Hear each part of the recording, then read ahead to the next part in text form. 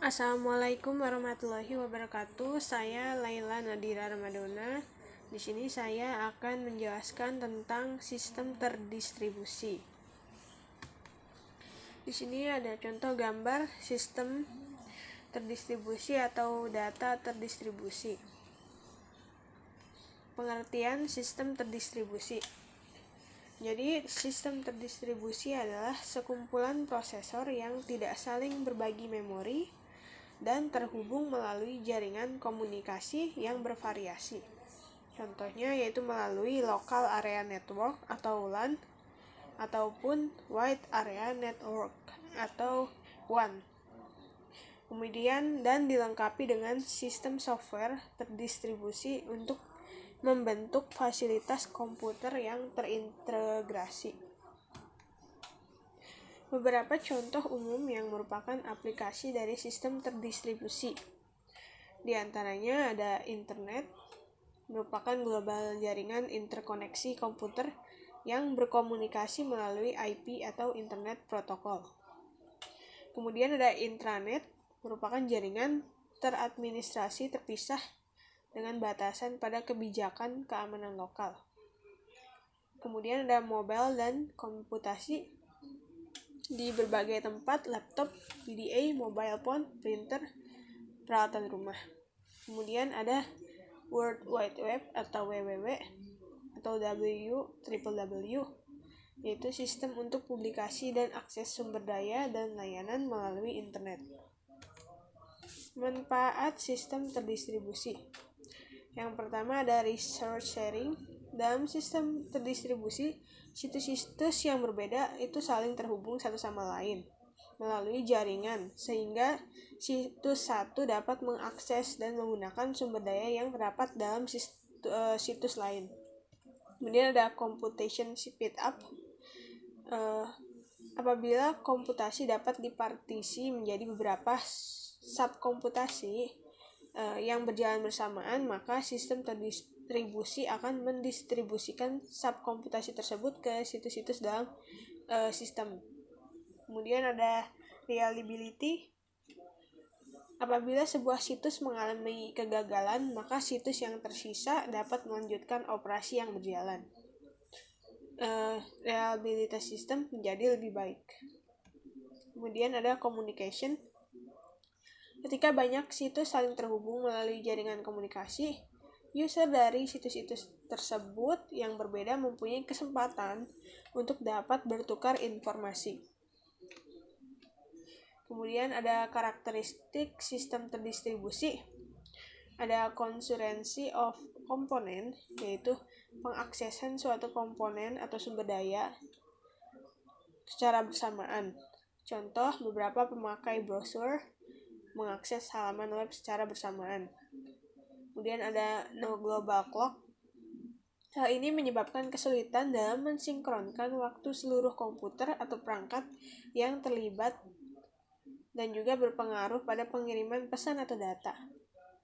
Seperti saat beberapa proses berebut ingin masuk ke critical session. Kemudian ada independent failures of component.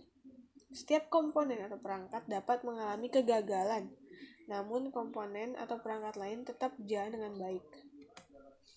Tujuan sistem terdistribusi untuk memberikan akses bagi pengguna untuk dapat mengembangkan sumber daya sistem. Akses dan sumber daya sistem, kemudian ada peningkatan kecepatan komputasi, meningkatkan availabilitas atau ketersediaan dan reliabilitas data.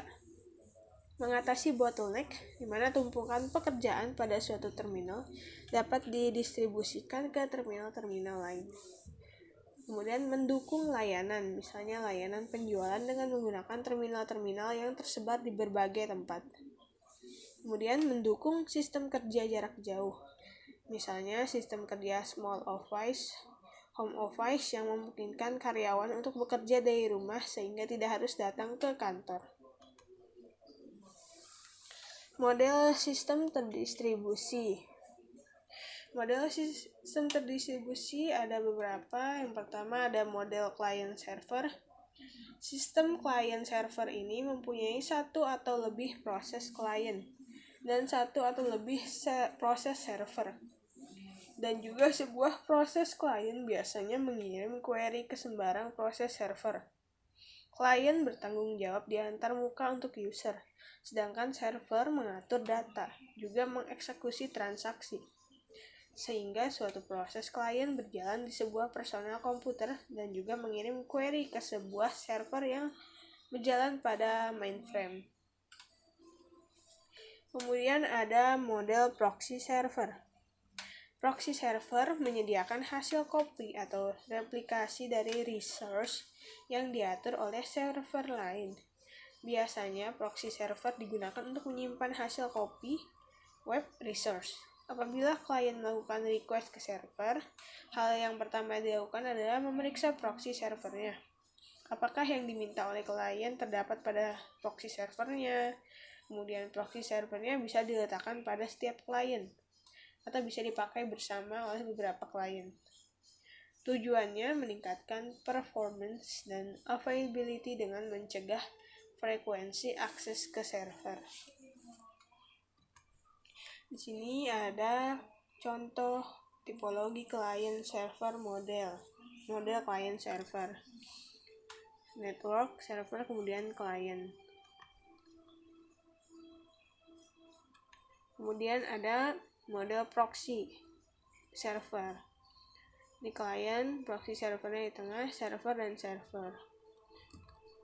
Tadi proxy servernya mengirimkan copy atau replikasi dari resource yang diatur oleh server lain.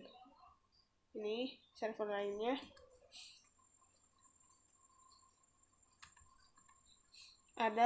Kemudian ada model peer-to-peer. Bagian dari model sistem terdistribusi di mana sistem bisa sekaligus berfungsi sebagai klien maupun server. Jadi sistemnya itu bisa jadi klien, bisa jadi server. Sebuah arsitektur di mana tidak terdapat mesin khusus yang melayani suatu pelayanan tertentu ataupun mengatur sumber daya dalam jaringan, dan semua kewajiban dibagi rata ke seluruh mesin yang dikenal dengan peer. Kemudian ada model mobile code, kode yang berpindah dan dijalankan pada PC yang berbeda. Contohnya applet. Kemudian ada model mobile agent, sebuah program yang berpindah dari satu komputer ke komputer yang lainnya. Kemudian melakukan pekerjaan yang otomatis. Contohnya untuk install dan juga pemeliharaan software pada komputer sebuah organisasi. Ada contoh sistem terdistribusi, sistem telepon seperti ISDN, PSTN. Kemudian ada manajemen jaringan, misalnya administrasi sesumber jaringan. Kemudian ada network file system atau NFS, seperti arsitektur guna mengakses sistem file melalui jaringan. Sekian dari presentasi saya mengenai sistem terdistribusi. Kurang lebihnya mohon maaf. Wassalamualaikum warahmatullahi wabarakatuh.